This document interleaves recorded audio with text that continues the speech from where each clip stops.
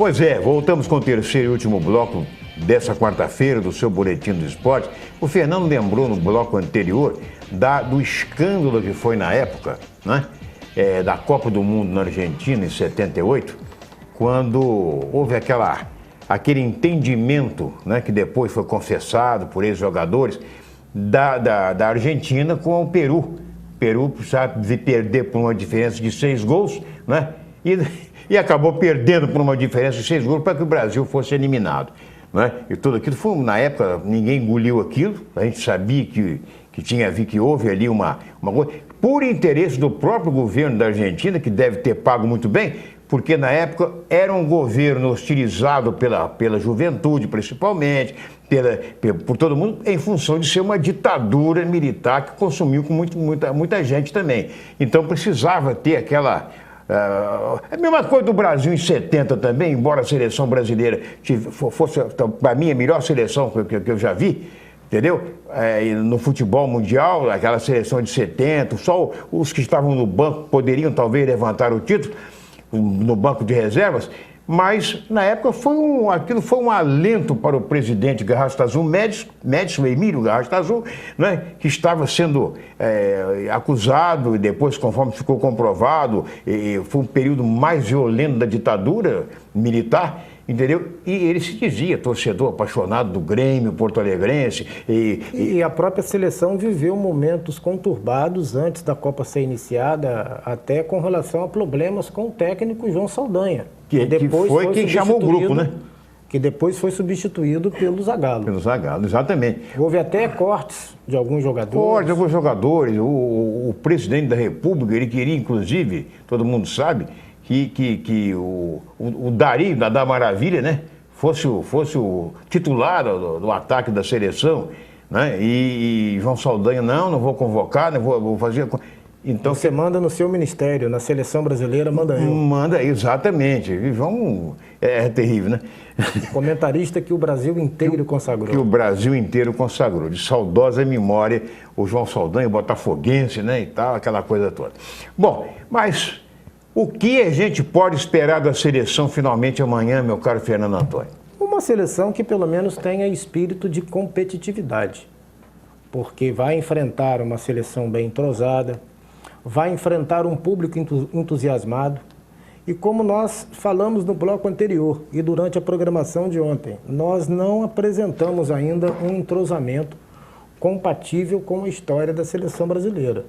O Dunga dirigiu ontem um trabalho tático, vai repetir a dose no dia de hoje, mas se você tem um jogo importante como esse do Chile, em que alguns jogadores estão se apresentando a 48 horas do espetáculo, incrível, de que forma você vai dar condições de entrosamento ao grupo? É uma coisa que fica no ar e deixa todos preocupados. E você depois vai ter que tirar a diferença de qualquer maneira contra a Venezuela, caso o Brasil não consiga um bom resultado. Inclusive, eu sou de uma época que seleção brasileira vai disputar, que você disse, o Mundial de 2018, na verdade... Na Rússia, está começando agora, não vai começar lá né, com aqueles dos grupos lá e tal, na Copa, não. Começa agora, a classificação começa agora. Você passa a conhecer os adversários ou os possíveis adversários após o período da eliminatória, porque aí você sabe quem estará na Copa ou não. E veja você que na Europa, por exemplo, né, as eliminatórias da Eurocopa, elas são realizadas com uma seriedade muito grande, entendeu?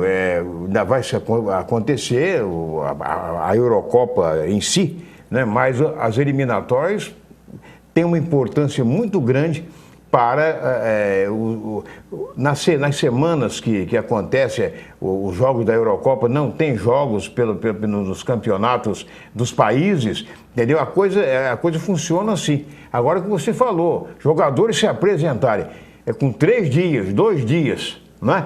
Cadê mas todo mundo conhece, todo mundo foi, mas não é assim não, gente. Né? Futebol mudou, né? É futebol conjunto. Que isso? Não tem mais aquele negócio de... porque está desfalcado do Neymar. O Brasil fez fez aí tudo para poder retirar, a FIFA retirar lá a punição de Neymar para contar com o Neymar. Foi negado. Quer dizer, não é verdade? O Messi, por exemplo, não vai jogar da Argentina, na seleção, por contusão. Né? O James Rodrigues também pela Colômbia, por contusão. Foi liberado ontem. Mas o Brasil foi em disciplina. Em disciplina. Eu posso dizer uma coisa, muita gente não vai gostar do que eu vou falar aqui, com toda sinceridade. Eu acho o Neymar muito estrelinha para o meu gosto. Luiz Cândido e telespectador, o Neymar hoje ele faz a diferença porque o nível do nosso futebol está ruim. Baixo.